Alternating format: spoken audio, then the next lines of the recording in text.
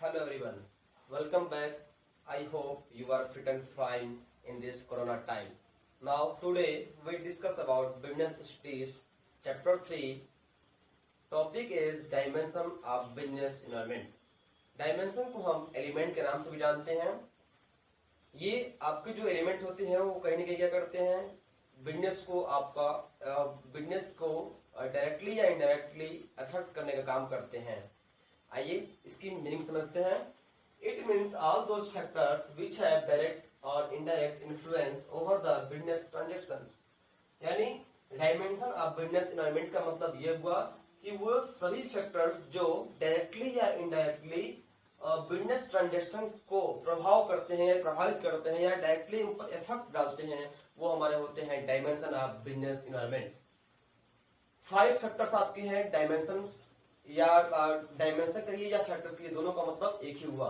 यानी जो हमारे 5 फैक्टर्स हैं या 5 एलिमेंट्स हमारे हैं जो डायमेंशन ऑफ बिजनेस के अंडर में आते हैं। कौन कौन से हैं?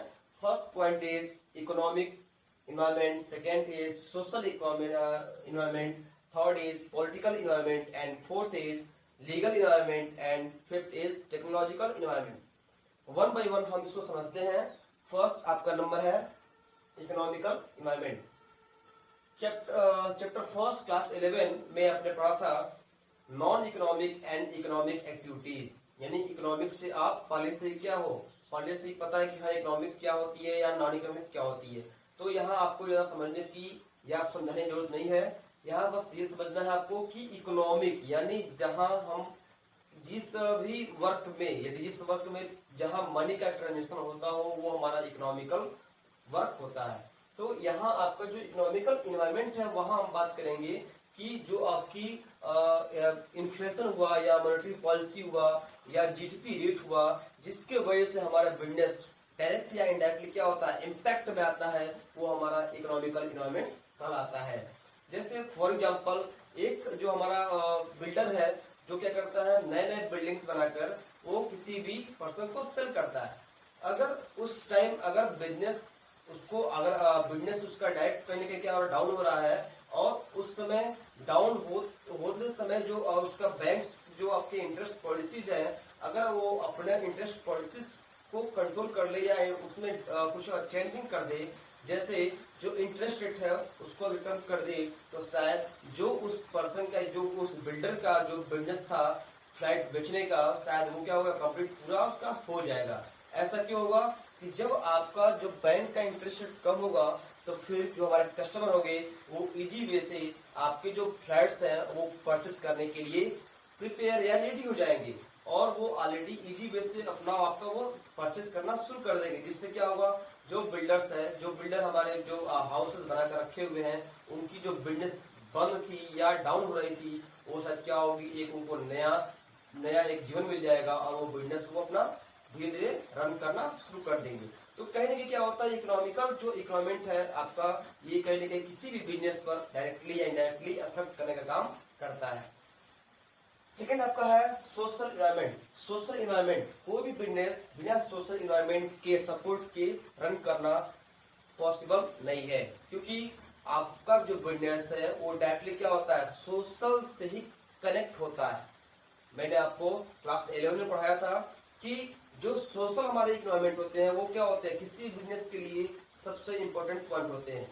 यानी आपका जो बिजनेस है, आप कितने पैसे वाले हो, आपका जो पॉलिसीज है कितना अच्छा हो, लेकिन अगर आपको सोशल ने एक्सेप्ट नहीं किया, सोशल पर्सन एक्सेप्ट नहीं किया, सोशल आपको एक्सेप्ट नहीं करता है, तो आप क्या हो, आप कुछ नहीं हो, आपका बिजनेस ऑलरेडी क्या होगा, बिल्कुल डाउन हो जाएगा। तो सोशल इन्वायरमेंट आपको कहने के क्या करता है, किसी भी बिजनेस पर डायरेक्टली या इनडायरेक्टली जो इम्पैक्ट कर डालने का काम करता है। फॉर एग्जाम्पल अगर हम बात करें दीपावली, दशहरा, क्रिसमस, जो भी फेस्टिवल है, अगर उस फेस्टिवल पर हम जो हमारी सोशल की डिमांड है, जैसे आपका ग्रीटिंग्स कार्ड हुए या केक हुए, अगर हम वो उनको अवेलेबल नहीं कराते हैं तो शायद क्या होंगे, जो हमारे सोशल जो पर्सन है वो आपके बिजनेस या आपकी जो बिजनेस के प्रोडक्ट होते हैं शायद उनको वो एक्सेप्ट करना बंद कर देंगे और उसका रिजल्ट क्या होगा, आपका बिजनेस मार्केट से बाहर हो जाएगा। तो ये रहा आपका सोशल इन्वायरमेंट। थर्ड नंबर आपका है पॉलिटिकल इन्वायरमेंट। पॉलिटिकल मीन्स राजनीति। यानी आपका बिजनेस पर कहीं ना कहीं क्या होता है, वहां के उस प्रेजेंट टाइम में जो पॉलिटिकल इन्वायरमेंट है उसका भी डायरेक्टली या इनडायरेक्टली इम्पैक्ट पड़ता है। जैसे सपोज करिए कि प्रेजेंट टाइम में कौन सी गवर्नमेंट है, उसकी पॉलिसीज क्या है। देखिए हर गवर्नमेंट की अलग अलग पॉलिसी होती है, वो किस बिजनेस को चाहते हैं आगे बढ़ाना, किस बिजनेस को चाहते हैं कि बिल्कुल वो क्या हो, उनको फोकस न करना। तो वो उनके ऊपर है, उनके माइंड पर है, या उनकी जो प्लानिंग है उस ईयर की, जो भी उनका वर्क होता है उसमें उनका पहले से ही मेंशन होता है कि मेरी जो गवर्नमेंट बनेगी तो मैं इस सेक्टर को, या मैं इस प्राइवेट कंपनी को, या मैं इस पर्सनल कोई कंपनी होगा या पर्सनल बिजनेस होगा, मैं उसे रन कराने में उसकी हेल्प करूंगा। जैसे इसमें क्या है, गवर्नमेंट आपकी पेटीएम को सपोर्ट कर रही है, या अगर हम बात करें रिलायंस टेलीकॉम की जियो की आप जो सिम है उसमें गवर्नमेंट का बहुत बड़ा सपोर्ट रहा, जिससे वजह से क्या है आज वो जियो आज हर घर घर में छाया हुआ है। तो ये कहने की क्या है, आपका जो पॉलिटिकल आपका है इन्वायरमेंट, वो भी आपके बिजनेस पर डायरेक्ट या इनडायरेक्टली आप पर इम्पैक्ट डालने का काम करता है। फोर्थ आपका लीगल इन्वायरमेंट। लीगल मीन्स कानूनी, यानी कोई भी ऐसा वर्क, कोई भी ऐसा रूल, कोई भी ऐसे रेगुलेशंस जो हमारे डायरेक्टली या इनडायरेक्टली बिजनेस पर डायरेक्ट इम्पैक्ट डालते हैं, वो हमारे होते हैं आपके लीगल इन्वायरमेंट। यानी लीगली यहाँ आपके मतलब ये है कि कोई ऐसा रूल बना दिया गवर्नमेंट ने, कहा कि नहीं अब जो हमारे जो कस्टम्स जो ड्यूटी है या जो कस्टम जो टैक्स है उसकी जो अमाउंट है या उसकी जो परसेंटेज है वो मैं 10% से 20% कर दिया। तो सपोज करो अगर आपका जो बिजनेस है वो डायरेक्टली क्या हो, एक्सपोर्ट से जो भी कुछ सामान मंगा रहा होगा उसका बनाने का, तो जो कस्टम्स जो भी आएगा वो पेमेंट करके आएगा। 20% पहले दे रहा था मैं 10%, अब दे रहा हूं मैं 20%।